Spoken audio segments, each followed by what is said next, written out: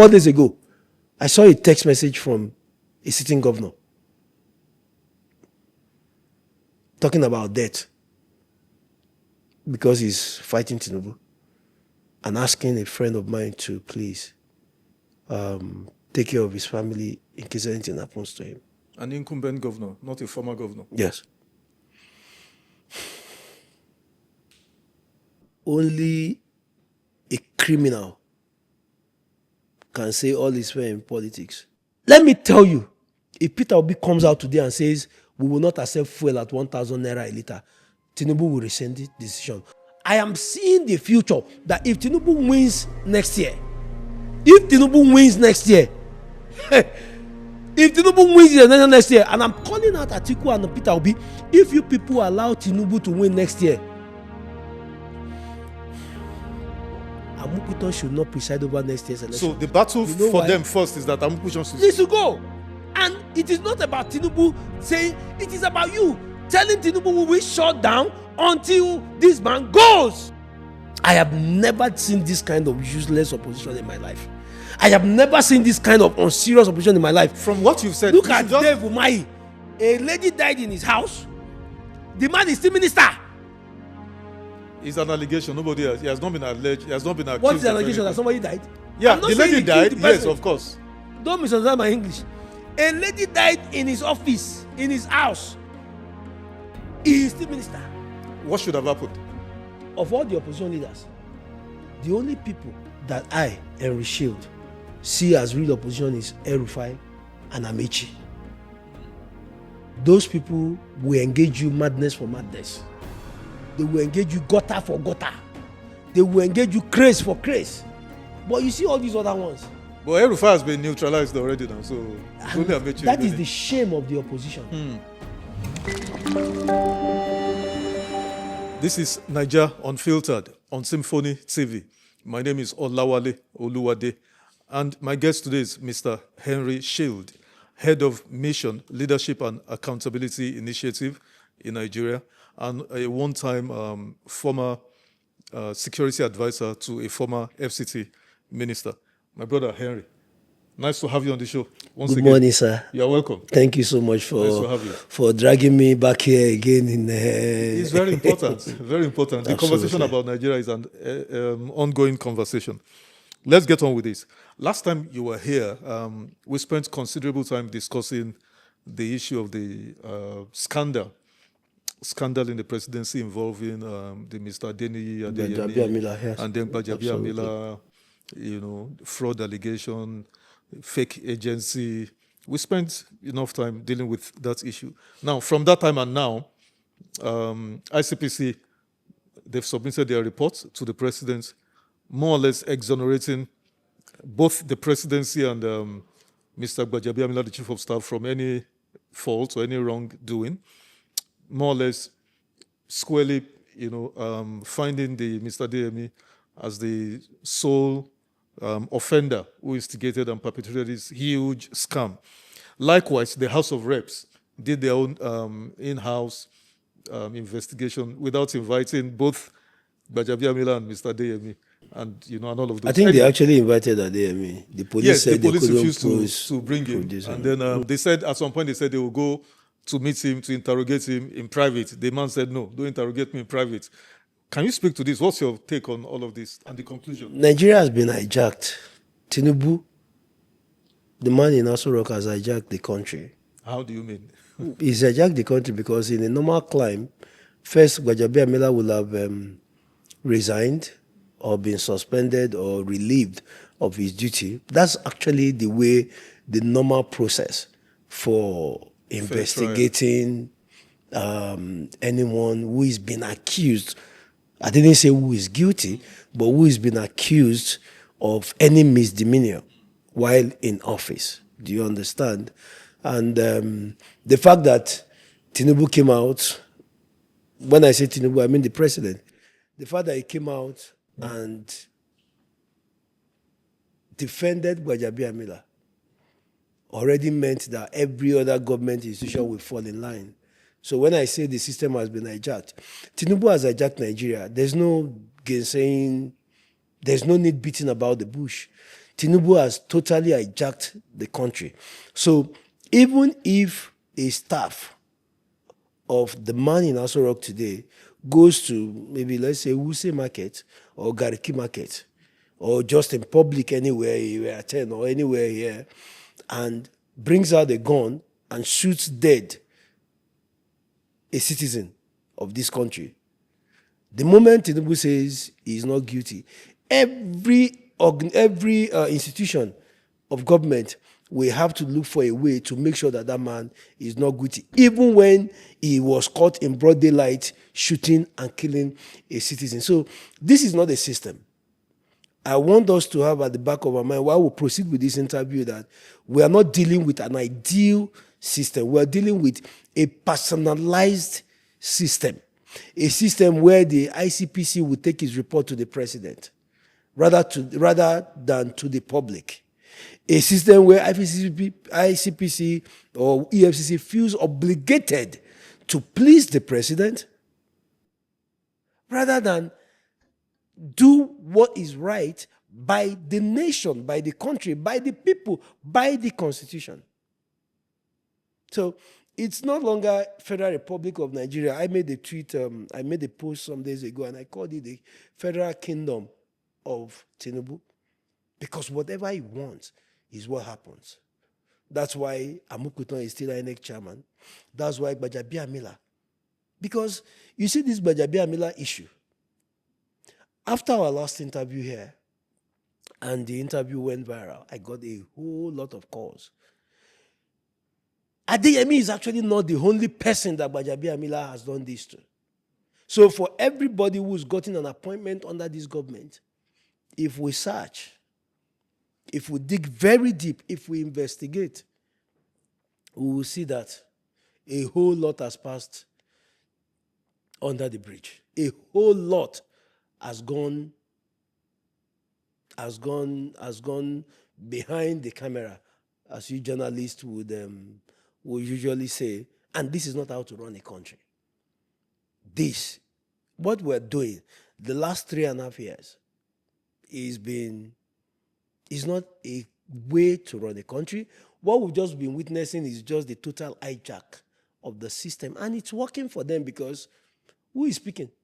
Is it I don't want to use the word useless. Is it the nonsense press statement that Atiku and Peter Obi are releasing? Is that what would change the minds of these people? No. These guys in government, Tinubu and his court, they are not ready to listen to the cries of the people. They are not ready to abide by the law. They are not ready to walk by the constitution. The man has done it for 20-something years in Lagos, hijacked the whole system. He's doing it now at the federal, and it's so shameful that the people we thought were our leaders, the people we thought that, oh, these are Nigerian heroes, the former president, the former military generals, all these people that we thought, elder statesmen who used to speak to president, everybody has gone mum. It's either they've been intimidated, they are being blackmailed, they are being bribed, they are being compromised. This is not how to run a country. Okay. Henry, let me. So, in essence, you are not satisfied, definitely. It's not about being satisfied. It's about what do you expect? What exactly do you expect to be done? I expected Gbajabiamila to leave office. That's the only way first. But he has not been found guilty. You're not getting. He might be returned back. But for the period. Okay, a temporary suspension. Not even suspension, just leave office. Just step aside, okay. The period of the investigation needs to have an aura, an environment of neutrality. Tinubu is not ready to do that. You understand what I'm saying? Do you know what a chief of staff means? I worked in government. Chief of staff is your access to the president. So as ICPC chairman, as EFCC chairman, as minister, as even governor, chief of staff, chief of air staff, head of IG of police, a subnational, which is a governor, no matter who you are in Nigeria today, IG of police, DG, DSS, for you to come and see the president, you need Gbajabiamila. So it is a gatekeeping office. So imagine ICPC will now say, we found Gbajabiamila. How is that possible? And it is because the government, let me be sincere, sir. The government doesn't care the perception it gives to the people. The government does not give a hoot what you as a citizen, what I as a citizen think. And see, what Tinubu has what Tinubu has enjoyed in the last 3.5 years, no other president has enjoyed such, what will I call it, such freedom and peace during their reign. Nobody. Buhari could not take fuel to 1,000. As tough and strong as he was, he couldn't take fuel because he understood that Nigerians were going to resist. But look at this man. Fuel today is 1,300 naira. And nobody is able to say anything. Tinubu has not come to lead the country. He has come to rule the country. And I hope that as a journalist, you're able to find out the difference between leading as a Democrat, as a president, as an elected president, and ruling. Ruling is what Mobutu Sese Seko did. Ruling is what Idi Amin did in Uganda. Those are rulers. Nigeria's constitution does not allow for a ruler. It allows for a president, a leader, someone who converses with the people, someone who carries the pain of the people through the process of healing, of development, of progress. What we have in the last 3.5 years is like he deliberately wants everyone to become poorer. 4 days ago, I saw a text message from a sitting governor talking about debt because he's fighting Tinubu and asking a friend of mine to please take care of his family in case anything happens to him. An incumbent governor, not a former governor. Yes. I don't know if I'm supposed to say it, but anyway, it wasn't a text to me. Yeah. But I'm just saying that the governor is under threat. Do you know what this government is doing to opposition? This is not a democracy, and I wonder, because every time I come out to speak, these other journalists are telling me, we want you to abide by the code. There's no code. Please.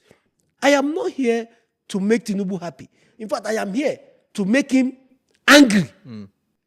Pick me up, lock me up, kill me, whatever you want to do. But this country cannot be led by a man who does not believe in the letters of our constitution. Okay, before we run ahead of ourselves, let's conclude on this Why issue we of the. running Let's ourselves? conclude on. I don't want us to get into the Oshun. We'll get there. So just keep your gunpowder needed to dry. be sure. Yeah, Okay. keep your gunpowder dry. Let's finish on the issue of the this EFCC, ICPC reports and the House of Reps. Who should the ICPC have submitted their reports to? You said they shouldn't have submitted it to Tinubu. Who should they have submitted it to? What should they have done? You and the securities, whatever, so tell us. ICPC is an organization created by the law, By law, right? yeah. Okay, so they are under the executive. It will have been the job of a true National Assembly to have a public hearing. But where is your National Assembly today? Be sincere. You don't have a National Assembly. But I told you House of Reps conducted their own investigation. And Yes, you are the one to answer. So what do no, you you expect them should to tell do? me now and what came out of it. What do you expect them to do? The House of Reps. They Let me ask you. The Senate is led by. The House of Rep is led by. All right. Okay. That's all. Thank you. Okay. Bottom line, you're not satisfied with both of them. Nothing has been done Okay, so what's the way forward? Or that's the end of the matter? until Nigerians, you and I, and because I keep talking, you would expect better from the opposition. The reason this matter is currently the way it is today is because nobody has challenged the madness that the APC pushed to our face as investigation. You asked me questions about this Gbajabiamila's case the last time I was here. And I told you that there is no government agency in Nigeria today that will find Gbajabiamila guilty if he remains chief of staff. I said it here clearly, and that is what has played out. So even if you call EFCC, even if you call the DIA, even if you call DSS, you're going to come back to the same, what do you call it, conclusion. But try and involve a foreign organization that does not have any bias or that is not loyal to Tinubu. Just an independent organization. Bring them from Ghana here. Just cross this border and bring them from Ghana or bring them from the UK or somewhere to come and probe the mess that is the Gbajabiamila gate and see if Gbajabiamila will not go to prison. So this statement I just made is a difference. How about an independent panel of inquiry made up of, I mean, as horrible as situation may be in Nigeria, we still have people of integrity. I mean, I can vouch for somebody like you. I know a couple of my friends who I can vouch for. Maybe 5% of eminent Nigerians who have integrity that everybody knows to say, okay, investigate this. What do you think? Is that not? They will still go after those people. This government is very brutal. They will go after those people. A government that is building mansions for judges is not ready for rule of law. A government that is publicly building and presenting mansions to judges is not ready for the rule of law. Is there a problem building houses for judges? Yes, there is. How or why? The judiciary is a different arm of government. An independent arm of government. So the most basic, I'm not even saying the high thing to do, the least you expect is that if judges need accommodation, you put, they will cost it, they will do advertisements, contractors will submit their bids and everything. They will put the cost of those buildings, their accommodation, their vehicles, everything. They will put the cost in their budget. So they get their allocations directly. First line charge.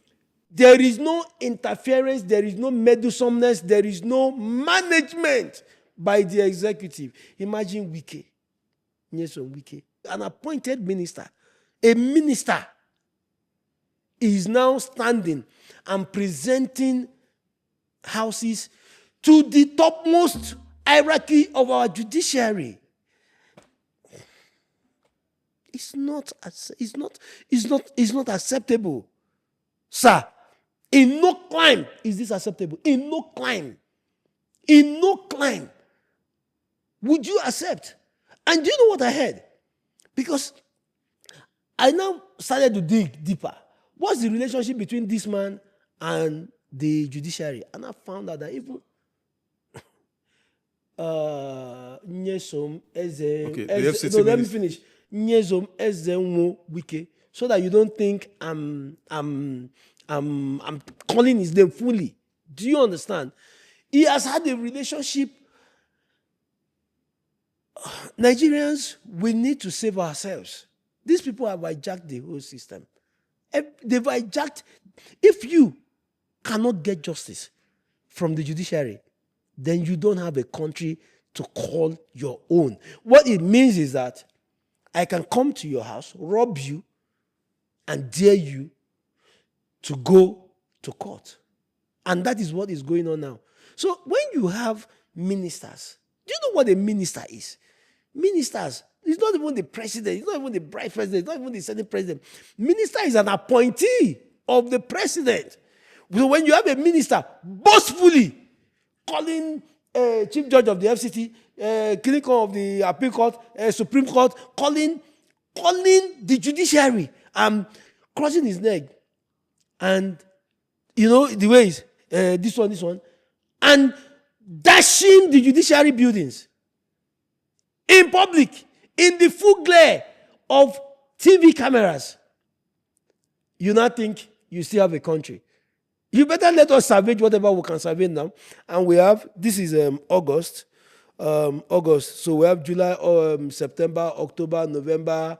We have this August. We have September, October, November, December. That's 4 months before the January election. These 4 months are the only last hope of Nigerians. And I want to say this, and I want to look at the camera and say it. If after these 4 months we do not come to a round table and agree to save this country from Tinubu, what is going on in Lagos in the last 20-something years will start going on. Every other president come and leave. Obasanjo came and went back to Ota. Yaradua came, unfortunately he's died. May God rest that perfect man's soul. Jonathan came, he's gone back to Yenegua, he comes into Abuja. He has faced his life, he has left this thing. Buhari came, unfortunately, he also had died. You see this man here now, even after his 8 years, he's not going anywhere. And I'm saying this today, I don't care. Tinubu is not going anywhere. Tinubu is not ready to leave. Why does this man, what makes him think he should be given any vote from either the north or the east in this coming election?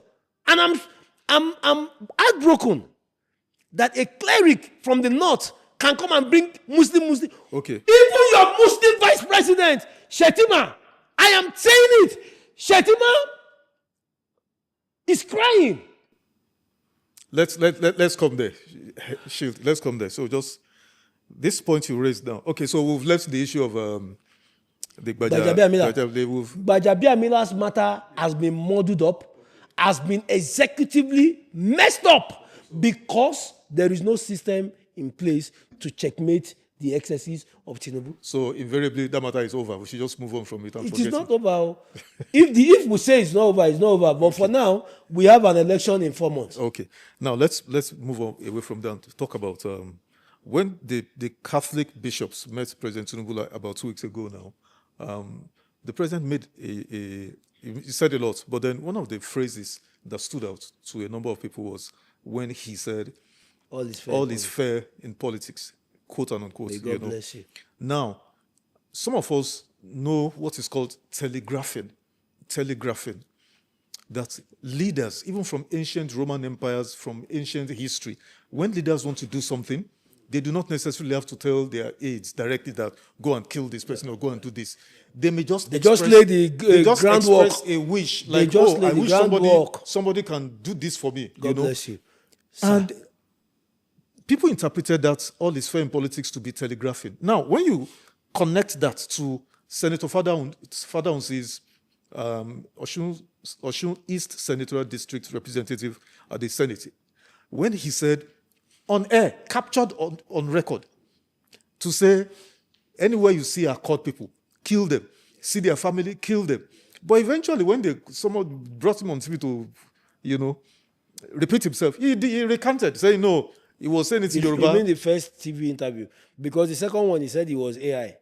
So there were two interviews. The first interview that I saw live with Shewan Kimbaloy on channels, he said that was not what he meant. That what he meant was that they should kill them with their votes, not kill them with machetes or gun. That they should kill them with their votes. But the other one, later on, he changed and said, it's AI, that he didn't say that. My brother, how do you respond to this? Before we even talk about the Jengid, but respond to this first. First and foremost, only a criminal can say all is fair in politics. And I'm not mincing word. I'm saying this directly to Tinubu. Only a criminal-minded leader can say all is fair in politics. Do you remember there was a president in this country, while still president, said, my ambition is not worth the blood of any Nigerian. His ambition was, he was supposed to get re-elected, he was going for a re-election, but even at that, with all the pressure, with all the whatever, he came out. He spoke, like you said, telegraphing. He spoke so that all his followers around the world, all his followers around the country will understand that he will never have a hand in the shedding of blood to retain power. My ambition is not worth the blood of any citizen. That was President Goodluck Jonathan. Decent, honorable. That sent a signal to all the formations. Everybody knew that, okay, the president is not ready to... Because believe me, they could have dragged it out. All this one they did, they were burning his bosses in Jos. They stoned him in Bauchi. You all know, all those things they did. It was CNC. At least I know he sacked the IG. You understand what I'm saying? Just within that electioneering period and everything. So he was still the commander-in-chief. He could have done a whole lot of things, but he had to send a signal. You know why? Leadership is either for your personal gain or for the good of the people. You choose. As a leader, you choose which way you want to govern. So Jonathan felt that if I drag this out, I was the SA security in the FCT during Jonathan's election, and I can tell you, intel we had, they were ready to burn down this country. And we also could have created a counter to them to burn them down before they burn down the country. It was very easy. All the ones they were doing, they were piling fuel. They were piling fuel in Caro, in, what do you call it? They were piling fuel to do whatever they wanted to do. I'm saying it clearly today for the first time since I left office 11 years ago. We had all the intelligence, we had everything, all the information we needed. We had everything we needed to get. We could have also countered at the detriment of the country. We could have let it burn. But immediately Jonathan made that statement, everybody had to calm down. Every single person had to subside that because, they were there was a trailer that was being sent to INEC headquarters that was supposed to blow up INEC headquarters. Who sent truck to go and blow? No, let me finish on this matter. Tinubu saying all the fair in politics means he is not here to lead this country. Is that, can that be termed incitement, or it was just a careless rhetoric? It was not a careless rhetoric. Tinubu has always believed in that. If it was a careless rhetoric, he would have said it on a campaign ground. He would have said it meeting with his party members and leaders. All is fair in politics, like he said in the UK or whatever, where he said, snatch it, grab it, and run with it. That you can say that's a careless statement. But this one, you were speaking to the College of Bishops, Catholic bishops, distinguished, honorable, decent, godly men who have the good of the nation at heart. Since 3.5 years, Tinubu has been living in the bubbles. He has believed he's been doing well. For 3.5 years, this was the first time a group was coming to tell him the truth. Wow. Seriously? For 3.5 years, Tinubu has believed he has been doing well. That is why when everybody comes, they kiss the ring, they kiss the ring, they kiss the... That's why I'm saying Tinubu is becoming a king, not a president. Now, you are having the College of Bishops, who have always, right from the military days, you remember Cardinal Olubumi Okogie? Do you remember him? Fearless. That has always been the way of Catholics. They are not they don't need anything from you. They are not looking for members. They are not looking for you to come and give them money to build church. They are not looking for your tithe. Do you understand? The Catholic Church has remained the conscience of this nation. I grew up in the Catholic Church. I was an altar boy. My upbringing has been in the Catholic Church. You cannot use wealth. You cannot use flamboyance. You cannot use power to bully them. You don't have that strength. They came to you. They did not come to fight you. They came to tell you the truth. They came to advise you so that you can succeed. They came to talk to you as a leader. They didn't go to the media first.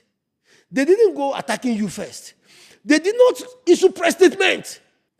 And they passed their message.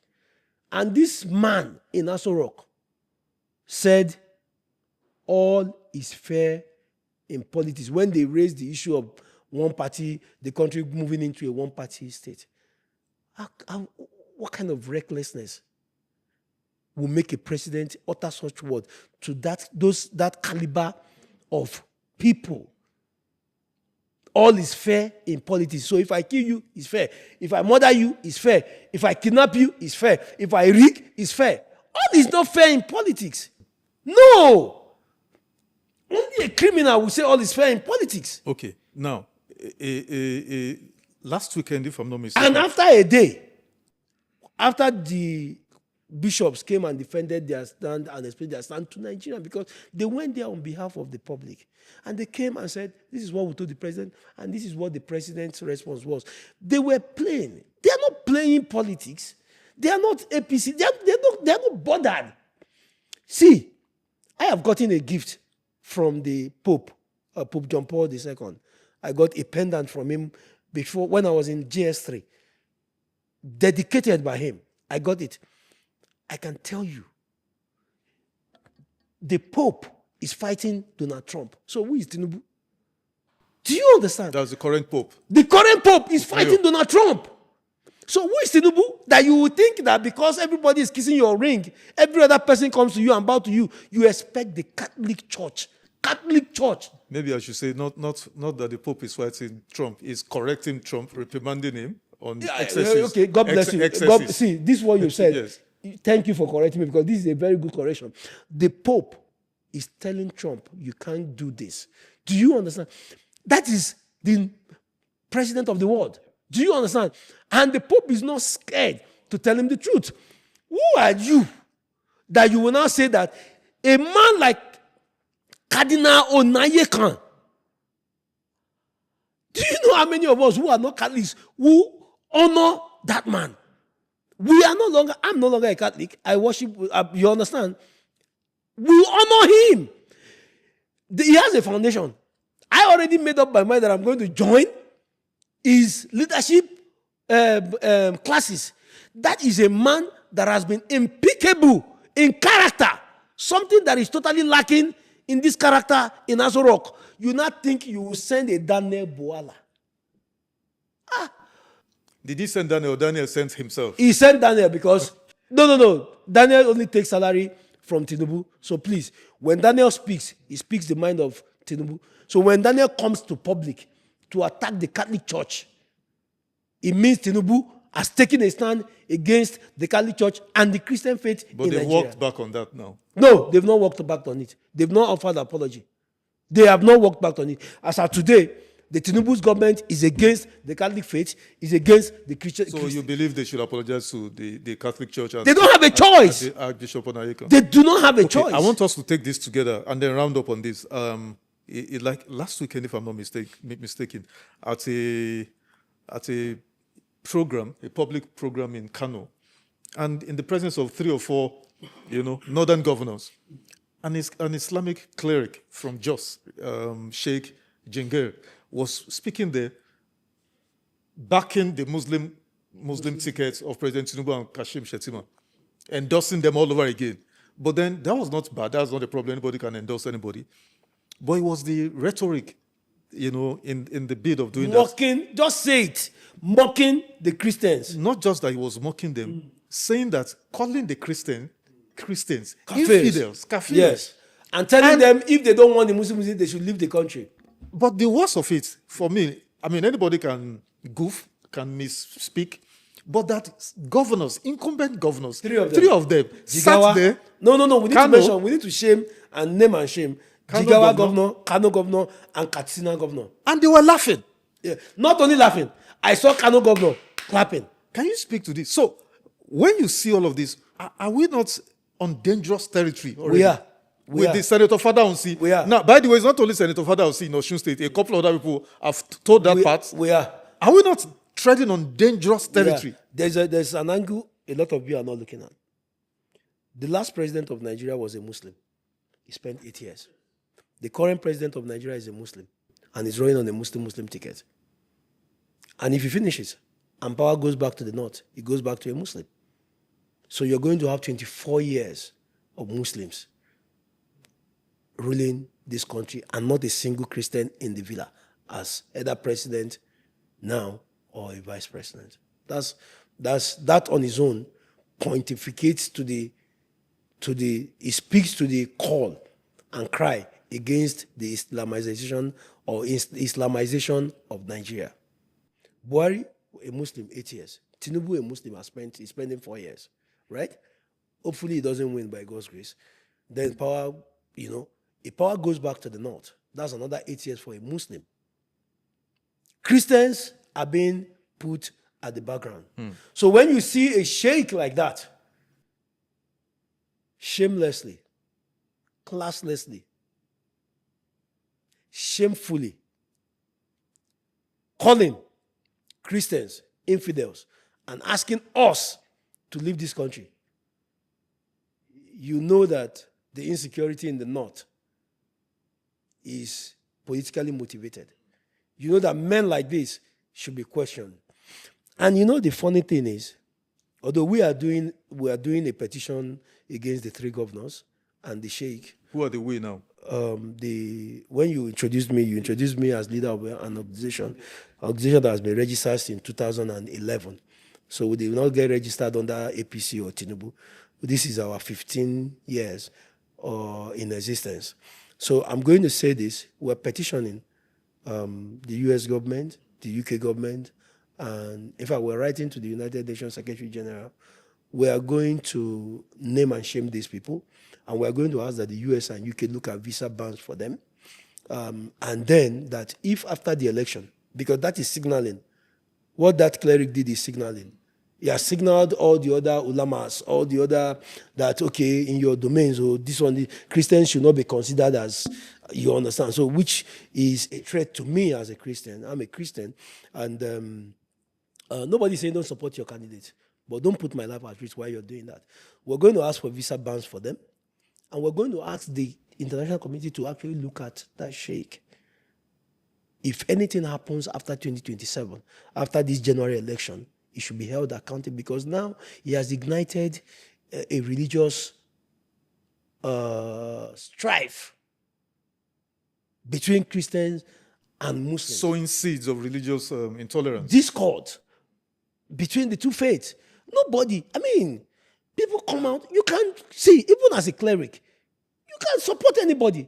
But for you to look at the other faith and say they are infidels. Do you know what an infidel is? It's somebody deserving of death. That is what an infidel is. So when you say that these other people are infidels, these other people, if you don't like the Muslim ticket, get out of the country. So what it means is that if I don't get out of the country, whatever happens to me is fair. According to Tinubu, all is fair in politics. You just oppose the statement of the president with the recklessness of the sheikh, and you see that we're living in dangerous times. We need to come out. Let me now say this. Nigerians, we need to come out and save this country from these people. There is no long. I'm not a member of any political party. I don't belong to APC. I don't belong to ADC. I don't belong to Labour. I don't belong to any NDC. Father Osi called for the killing of Osun citizens, of Nigerians, because of politics. There is no reason. In fact, yesterday, I saw a post already calling on the international community to put sanction on him. Amnesty International said they're yes, taking steps. I saw it. But no, we need to go. See, there are 2 laws in Nigeria currently under Tinubu, and that is why I say this is a rogue government. 2 laws. When FCT was supposed to have his area council elections, Wike came out and made threats against the opposition. I signed a letter from my organization to the IG of police. In fact, before even that one, there was the one he made 2 years ago against opposition governors who were going to see Fubara. He said, I will put fire in your states. I have a copy of the petition that we wrote to the IG of police. We know they will never arrest Wike, but let it be on record that we did. But this one, we're going beyond that. We are going beyond that. It's just that, and I'm saying this clearly, we have a totally useless opposition in Nigeria. Non-existent opposition. We have opposition leaders who are so selfish, they are looking for power, that they are not engaging the government And this is at the detriment of the people. Peter Obi is gallivanting all over the place looking for, mobilizing the people to come and vote for him. What about fighting the government to give people good governance? Don't come and tell me about being gentle.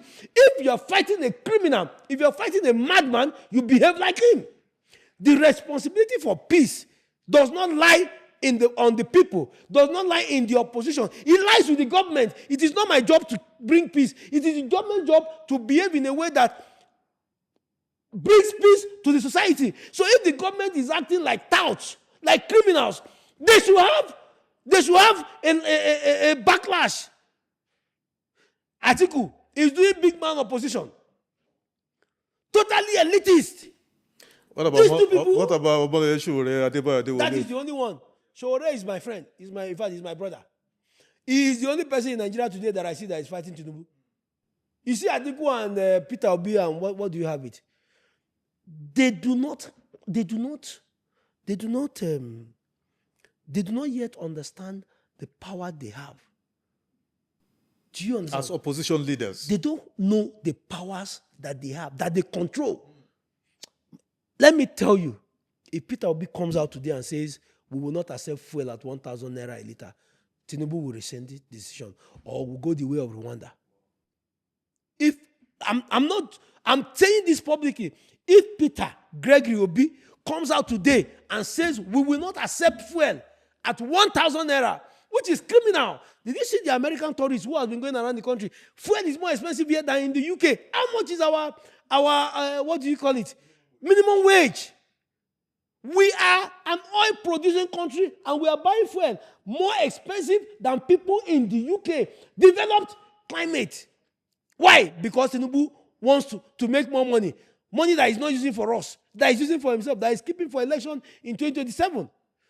But can Peter Obi summon the courage to do it? That's the question. Atiku, can you summon the courage to say we will not accept 70,000 naira as minimum wage when Sheyi Tinubu is flying his family to America to go and watch the World Cup? That is not minimum wage ticket or minimum wage accommodation or minimum wage stadium entrance access. When Remi Tinubu, the wife of the president, is dashing coastal buses, dashing vehicles to APC leaders, not to Nigerians, so to APC leaders. That is not minimum wage. If Atiku comes out today and says, we will not accept 70,000 naira minimum wage, and he says, Tinubu, I'm giving you 24 hours, or I'm giving 48 hours, or I'm giving 72 hours to review the Nigerian minimum wage. Otherwise, we will shut down this country. Believe me, there will be a review of this. Will that not be termed incitement of the public to violence? No, that will be termed agitation for better governance. This current government, this current APC, they did worse than that to Jonathan. But you guess what, Henry, my brother? Do you know that the cost of PMS, that's fuel per litre, under Buhari, do you remember how much it was? Yes. How much? It was 171 naira. 185 naira. No, it was 171 naira. 185 was those that were selling, that were just selling. Let's say in some parts of Nigeria, let's even say 200. It's 200 in some, let's even say 300 in some parts of Nigeria.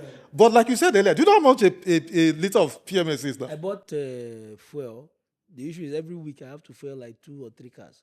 But to be serious, my brother, why I raise that is that, and Nigerians are going about. No, Nigerians are not going about. Nigerians have not seen leadership to oppose the government. How much was it when Jonathan increased the? Yes. I was in VI. Yes. I was in Victoria Island in Lagos. Yes. I was in my hotel room. Then I woke up in the morning. I was supposed to go to the bank to make a transaction. I was inside the driver that was taking me from the hotel to the bank. I was inside his vehicle when I heard on radio that Jonathan had slightly removed fuel subsidy. It went from 87 naira to 141. I'm telling you now. It's not like I was told. I'm telling you what happened. I was in Lagos on the day. Now, immediately that was announced, there was an uprising. We cannot accept it. We're an oil-producing country. there must be subsidy. We are an oil-producing country. We cannot be buying fuel at the same as those in other countries, which was a good argument. Now, they held down this country. I flew down to Abuja, came back, had meetings. In fact, I was reporting to somebody that was reporting to the president on happenings in the FCT. So every morning, as SA Security, I will move. I had heads of security agencies, different security agencies will come to, and then we'll move around the city, on the spot assessment. In fact, there was a time at AP Plaza in Wuse 2, I saw El Rufai and Dino Melaye, and they gathered people and everything, At that instant, I don't want to say I could have taken, anyway, at that instant, I saw what was playing out. And I came back, made my report to my principal, which report was passed to, in fact, I was making report to like 3 ministers. You understand, the report was passed and everything. But the issue is, for every protest that happened against in 2012 January, somebody was bringing food to people at the Ojota in Lagos, at the campground. Yeah. Somebody was at the protest ground. Somebody was bringing food, water, sort people. He wasn't showing up himself, but he was making sure that people and the media properly covered it and everything. Exactly. Nigerians have gone through worst experiences under this government, and nobody in Nigeria today who calls himself opposition has been able to galvanize the strength of the people, the anger of the people, the frustration of the people to say, no, there's a time we should say enough is enough. So many laws have been passed under this government that should not have seen the light of the day if there was opposition. Let me ask you, before, sorry to butt in, sorry, because of time.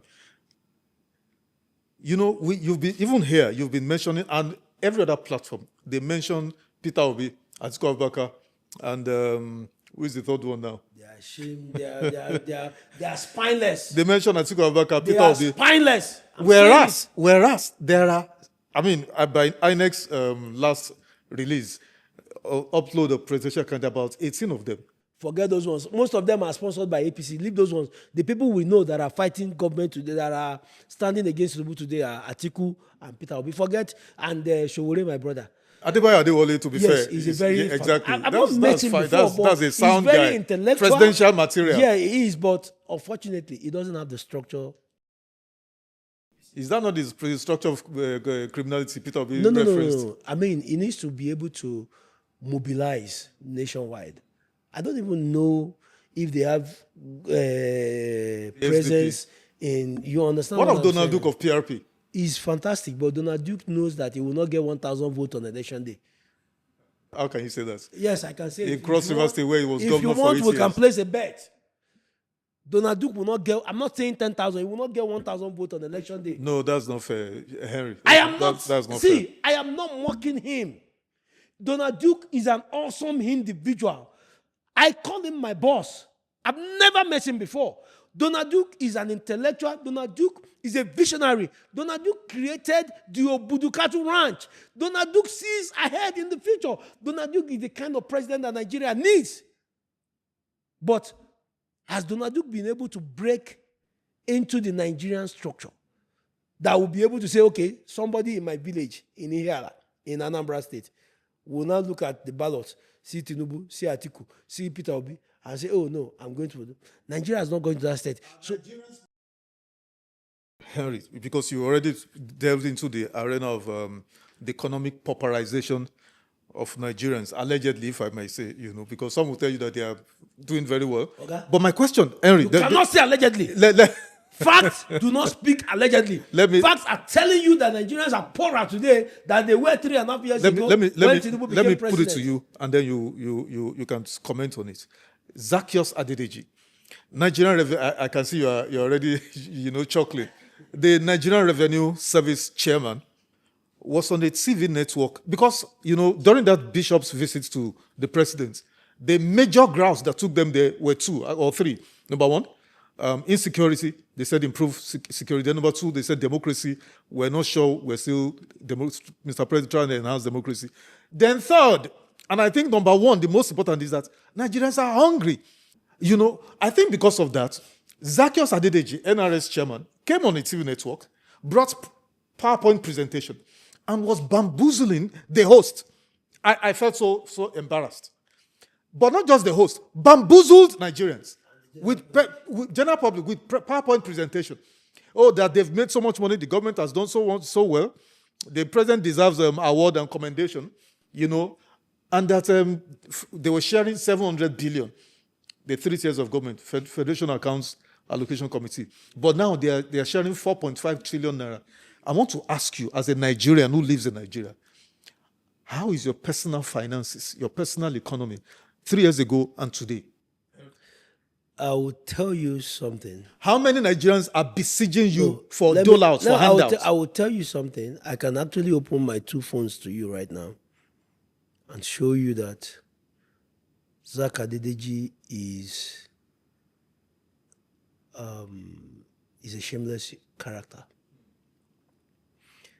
He came to grandstand. Zak Adedeji came to tell the world that they are doing well. They are sharing 4-point-something trillion monthly now instead of 700 billion. And Zak Adedeji came out and spoke so condescendingly on taxpayers, spoke so rudely to the Nigerian people. And I don't blame him. All is fair in politics according to his boss.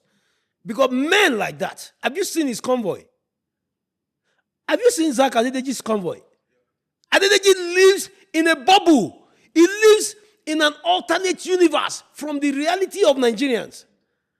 Adedeji does not understand the pains that you and I are going through. He has no idea.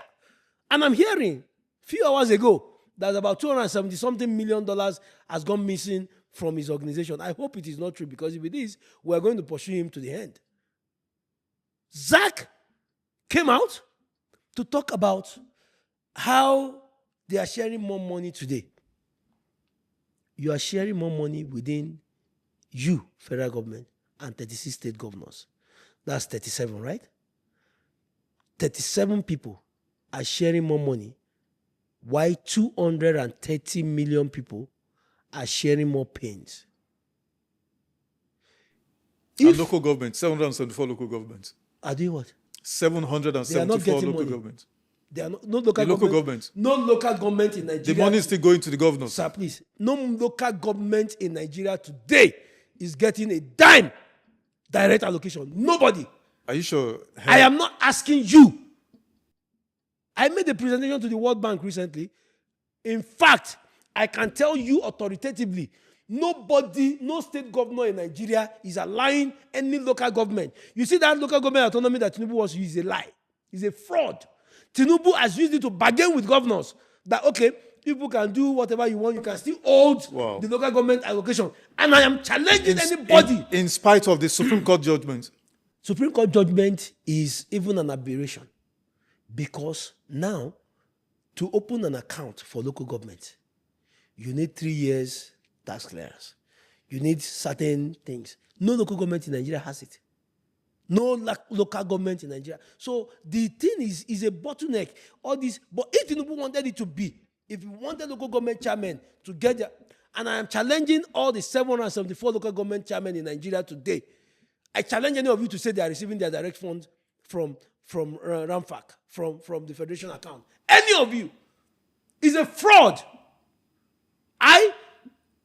In fact, we had to write to ICPC on this local government thing. We have a project, local government accountability project.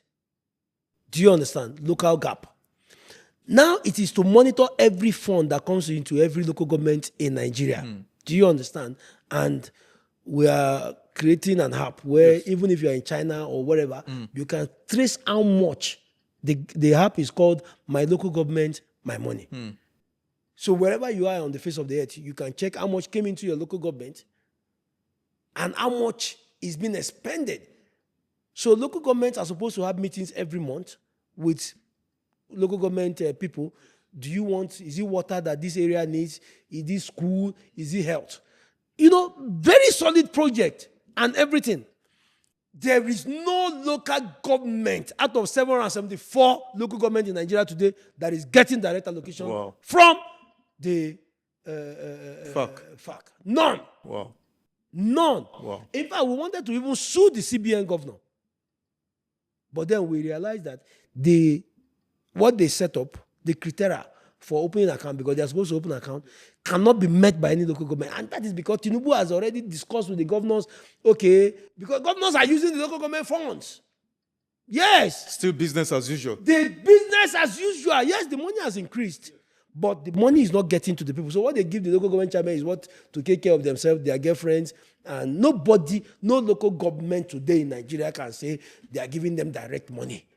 Nobody. Okay. Let's make progress. So Zach should please shut up. Don't worry. After Tinubu, we will come and ask questions about we'll ask questions about his leadership of FIRS. He's telling us what? That Nigeria is better today? How? How is Nigeria better today? How? They've created NEL Fund, the student loan scheme. Shame on... They said ASU has never been on strike since they came. Sir. They increased minimum wage from 30,000 to 70,000. Are those not achievements? Sir, please. NEL Fund, for those who went to public schools, you could pay 20,000, 30,000 as tuition fee. Today is 200,000, 300,000. You are not giving NEL Fund. NEL Fund that is not even a grant, it's a loan. So why are you... I don't understand how anybody can say NEL Fund is an achievement. The level of japa out of this country has never been witnessed before. Both legally and illegally. Illegally, no. Legally, you can. Illegally. Wow. Through the desert through the people are hiding under the sheep. to try to do I saw a story like that. People are destroying their country. I saw a story like that. Youth employment and engagement is total zero. People can't go to the farm anymore. There is no part, there's no section or sector of our lives that Tinubu has improved in the last 3.5 years. None. Is hardened supporters who disagree with you, and it's their right to do so. Sir, please bring them here next time. Okay. Let us have interface. Let us compare. Let's wind down, Henry. Between Tinubu, of course, I know you are not a supporter of Tinubu, it's obvious. But Atiku, Peter Obi, Shewore, who is your friend, Adewale Adebayo, Donald Duke, who are you supporting? Please, don't tell me, who are you supporting, Henry? 2027 election. Who are you supporting? This is a very beautiful question, yes. and let me answer it directly to the public. As of today, I do not have anybody I'm supporting. Not Peter Obi, not Atiku, not Shewore, not anybody. And my reason is strategic. Under Buhari, we fought Buhari for 8 years. I was the first person who did a petition to the White House against Buhari when I noticed early on in his regime that he was going to be a totalitarian president. He was going to emasculate the opposition and everything. We wrote a petition which was publicly submitted against Buhari to the White House. To the White House. Wow. Now, we fought Buhari for 8 years. Some of us were shot at the Unity Fountain. Some of us were wounded. Some of them, up to today, we can't even do contracts. We can't do any business with this government because they want to be sure that nothing comes, they impoverish you because you are an opposition voice and everything. We've lost a whole lot. Fine. For 8 years of Buhari, we fought. We ignored, we suffered the pain, we bore the pain. When it was time for election, opposition decided to divide their votes. Atiku got 6 million. Peter Obi got 6 million. Tinubu allegedly got 8 million. So if Peter Obi's vote of 6 million and Atiku's vote of 6 million had come together, opposition would have taken power from the APC with Tinubu's 8 million. Simple arithmetics, right? Okay, let's say it was a mistake, we went to court and everything. Now, Tinubu came in, and 4 years into his tenure, you want to repeat the same exact mistake of 2023. It's time for election. Peter Obi is now going his own way. Atiku too wants to go his own way. You mentioned Donald wants to go his own way. Showore go his own way. Adewale go his own way. That is the most stupid strategy I've ever seen any opposition on earth adopt. So you believe they should come together? To remove an incumbent government.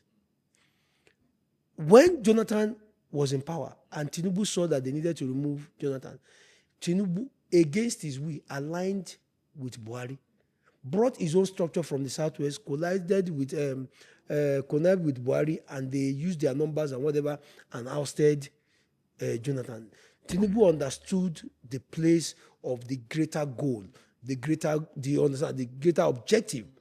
Why is Peter Obi and Atiku, why are both of them running on separate platforms against a Tinubu who is not a Buhari? So for now, I have no candidate, and if I am making this public, my birthday is in 2 months.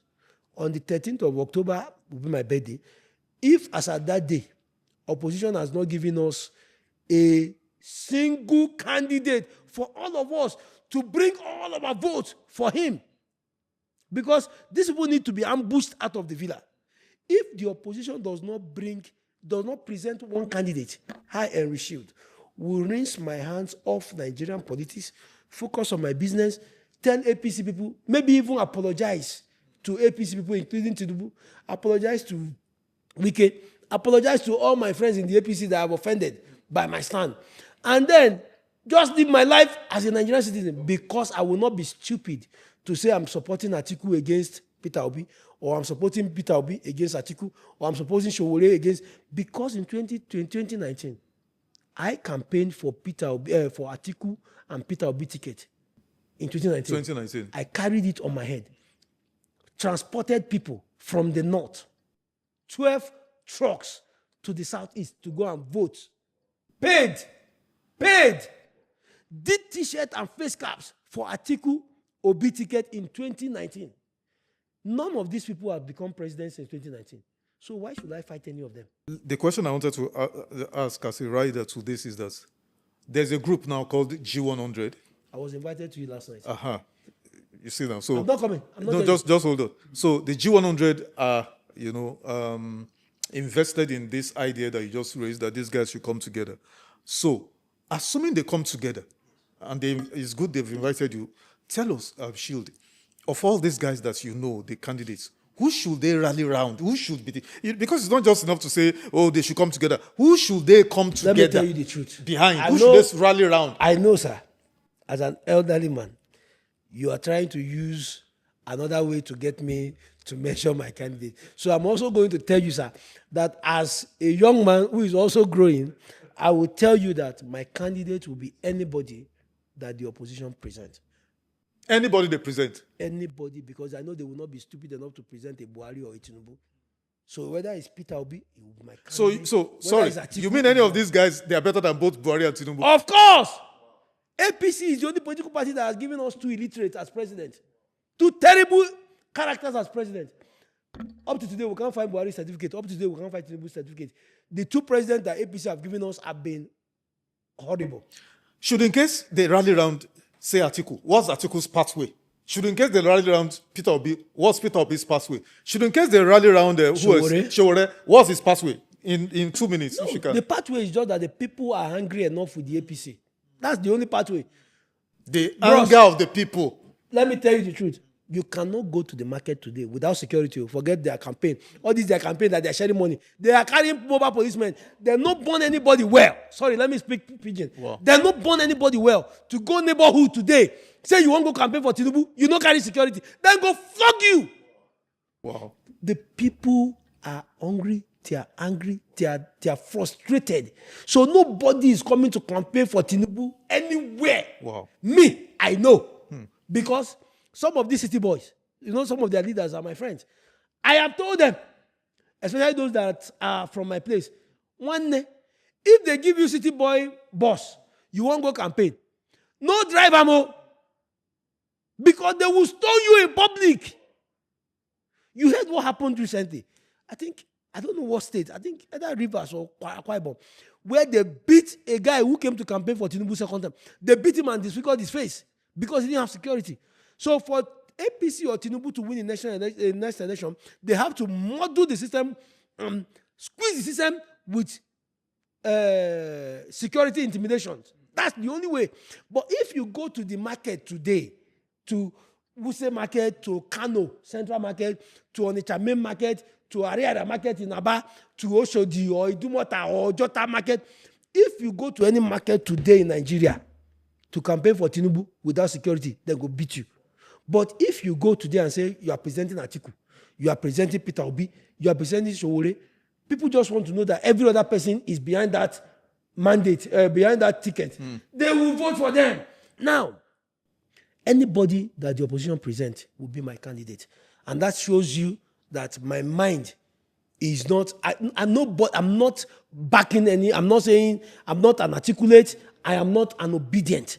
I am seeing the future that if Tinubu wins next year, if Tinubu wins next year, if Tinubu wins the election next year, and I'm calling out Atiku and Peter Obi, if you people allow Tinubu to win next year. What do you say? Because this is very important, Henry, my brother. This is very important. Some are alleging that they are clandestine individuals, or forces, trying to make sure that the opposition does not come together, that they remain divided. Do you believe that? Yes, I believe.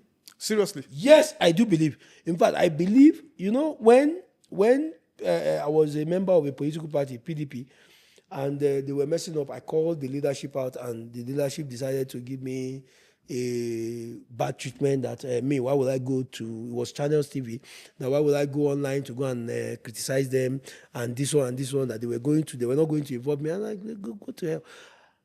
I told them, I said the national chairman of our party is in Aso Rock in the night. I don't want to mention the chairman of that PDP today. That in the daytime he is the leader of the opposition, but at night, the chairman of the People's Democratic Party is in Aso Rock. Wow. I told the leaders of the party, I said it to the public. There is nothing to hide. Even today, all this one Seyi Makinde is doing. Seyi said he went to pick Lawal Daura as his vice.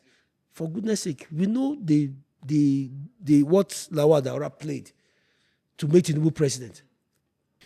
You understand? So let's not some of these our leaders, in fact, all the governors in Nigeria, they are a disgrace to manliness, to courage.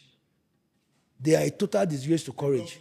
All the governors in Nigeria, all of them, with the exception of none, all of them, 36 of them are a shame. Because none of them has been able to... But Seyi Makinde and Bala Mohammed are not with Tinubu now. Alex Oti is not with Tinubu, even though he has said they will. Alex Oti is with Tinubu, okay. 100%. But what of Seyi Makinde and Bala Mohammed of Bauchi? Okay, they are in APM, okay. Right? They are APM, yes, right? APM. And Seyi Makinde is a candidate, and he will split Tinubu's vote from the Southwest. Why are you laughing?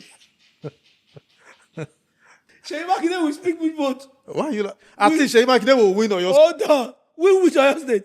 The Oyo State I was born. Seyi Makinde will split which vote? Tinubu's vote? Please. Yoruba says Taban Sukun. Kamariro. Amarira. Not Kamarira. Amariro. Even while we are crying. We are seeing. Even with tears. Yes. We can still see. We can still see the road. Yes.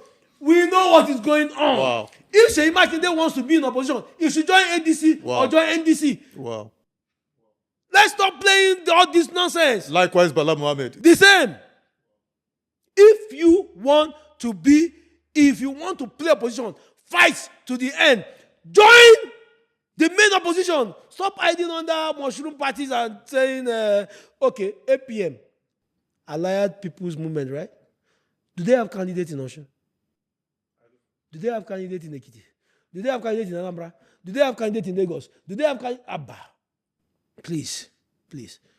It is time now to start calling out. What would take Peter Obi and Atiku to work together? I know Sowore will never work together with any of them. No, he can't. Please. No, Sowore has told me personally that he will never work with them. Bros, Sowore is my friend now. My friend. Did he tell you? Has he told you yesterday? Maybe he told you yesterday. I said, but as of the last time I spoke, Sowore needs to see a reason for a proper people's coalition. He's not ready to join any criminal or anything.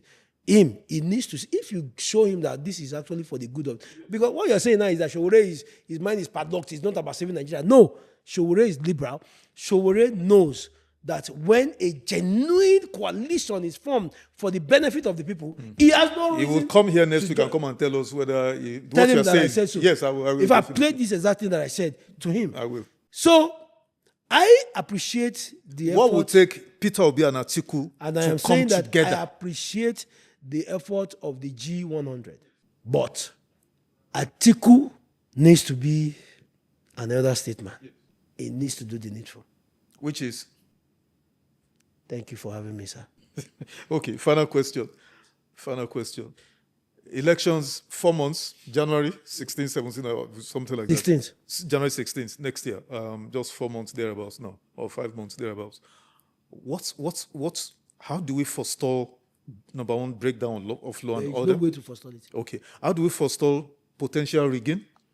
Because many are alleging that, except by rigging, the APC cannot win. President Tinubu cannot win. Yes, and So, there will be very what is the good counter plan to for the forestall opposition. rigging? Yes. I don't see anything yet. Because for me, sir, Amukon should not conduct the next election. In fact, that's the first test of the resolve and the seriousness of the opposition today. That's the first way to test if they are serious. Wow. Amukon should not preside over next year's election. So the battle You know for why? them first is that Amukon should... Needs to go. And it is not about Tinubu saying, it is about you telling Tinubu we will shut down until this man goes. Because you are a candidate in the election. But Henry, there are other Amukwitans waiting Let to... him go and bring any other one. Yes. But you see this one? Yes. That we have already seen his hand. That, oh, you are a Tinubu supporter online. You will not conduct the election.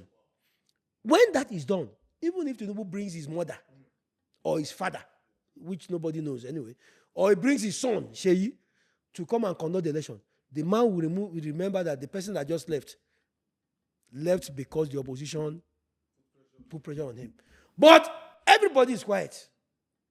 I have never seen this kind of useless opposition in my life. I have never seen this kind of unserious opposition in my life. From what you've said... Look at Dave Umahi. A lady died in his house. The man is still minister. It's an allegation. Nobody has... He has not been alleged. He has not been accused. What is the of allegation? That anything. somebody died? Yeah, I'm not the saying lady he killed died. the Yes, person. of course. Don't misunderstand my English. A lady died in his office, in his house. He is still minister. What should have happened? Hey, God. See, bros, me, I have until The October. person slept and woke up. He Bros. didn't wake up. That's all. Me and Rashid, I have Yes. until October to remain an opposition member. After October, You I'll report to decide- the... No, I will decide my next political fate. And I'm saying this and I'm putting it on record. I cannot continue being on the side of unserious clowns. How many years do I want to use to do opposition in my life? I've done 8 years of Buhari. I'm doing 4 years of Tinubu, making 12 years. Am I supposed to be doing opposition for the rest of my life? When there are clear pathways to get power. By now, Tinubu should be feeling the heat. By now, Tinubu should not even bring any policy again that is anti-people. Guess what? Tinubu is balancing very well in Aso Rock now. He's even fighting Catholic Church, fighting bishops, fighting the people, sending Zach to go and insult the public. You know why? Because he can't even see any opposition in front of him. Nobody is challenging him. Nobody is saying this country needs to go on a standstill. Nobody has put fire in his bomb. Look at National Assembly. Total joke. Look at judiciary. Total joke. INEC. Civil society. Should we just forget about 2027 then? Bros, it's going to be a coronation. Wow. Unless opposition comes together. Of all the opposition leaders, the only people that I, Henry Shield, see as real opposition is El-Rufai and Amechi. Those people will engage you madness for madness. They will engage you gutter for gutter. They will engage you craze for craze. But you see all these other ones. But El-Rufai has been neutralized already now, so it's only Amechi That is remaining. the shame of the opposition. That El-Rufai will be in prison for 170-something days today. Haven't been granted bail. Is a failure of the opposition. Wow. No judge should politicize bail. No judge. But because they are not scared of the opposition. I am not scared of the opposition. I'm not scared of Atiku. I'm not scared of Peter Obi. If I were Tinubu, he can't do anything. Because they've not shown any seriousness to take power from the president. So if El-Rufai were If El-Rufai were a free man, believe me, he's the only one in the opposition I would have followed. I don't like his governance in Kaduna. You know, segregation. I'm being very practical. I've never met, I've never had a one-on-one discussion. I've met him, I shook hands with him at Jaradua Center when at an event. But I've never had a sit-down, I've never had a discussion with him. Do you understand? Now, I would have followed an El-Rufai to fight Tinubu because he will not look back. I will follow an Amechi to fight Tinubu because he will not look back. But they are not leading the opposition. The people leading the opposition are still drinking coffee. They are still... coronation January next year? Coronation, yes. Unless there is a coalition, unless there is a coming together of the opposition, opposition should make it clear. We are not begging. We are not appealing. We are not asking. We are demanding that if you do not give us free and fair election, bring everything and everywhere down. When that is made clear, even the international community will start putting interest. The security agency will start putting interest. And you can't arrest everybody. Because why are we allowing this man to run riot over Nigeria? This guy has hijacked everything. Nice place to anchor, Henry. God bless you, sir. Thank you for coming once again. We'll do this again maybe a couple of times before the elections. No, I have until October to remain in opposition. Definitely. This August. After October, I'm not granting any interview We'll do this in September. We'll do this again in October. That will be fantastic. And hopefully the opposition would have come together. Once I've done my birthday, I will hand up my boot. I will go and hang it somewhere. So if Nigeria likes, let it burn. No, Nigeria will not burn. I will no longer support anybody to say Nigeria will not burn. Maybe I will even go and look at Tinubu and say, okay, Nigeria will not burn. Thank you for coming, Henry. Thank you so much, sir. I'm honored, sir. Thank you.